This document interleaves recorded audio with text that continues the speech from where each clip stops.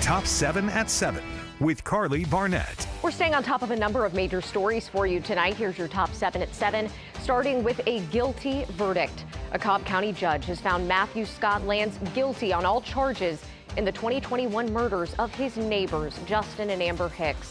The sentencing is scheduled for tomorrow morning at 10. New images tonight of the engine separating from the plane during the deadly UPS crash in Louisville, Kentucky. A report from the NTSB said critical hardware that kept the left engine attached to the plane failed. If this comes in, would you stay? No, not really. Some residents are concerned about costs and their health as plans loom to build more data centers into Cobb County. Tonight, commissioners will vote on new rules to rein in data center development. The U.S. economy saw stronger than expected job growth in September, adding nearly 120,000 jobs. On the flip side, the unemployment rate also rose to a nearly 4-year high.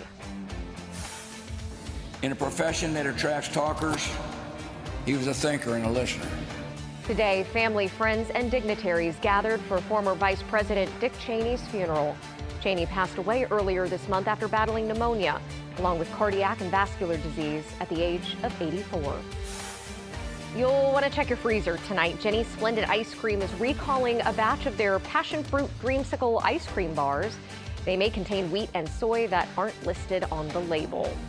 And there's a location change for a holiday tradition. The Atlanta Chris Kendall Market is moving from Buckhead to downtown Lawrenceville. The market will be open on Black Friday through Christmas Eve.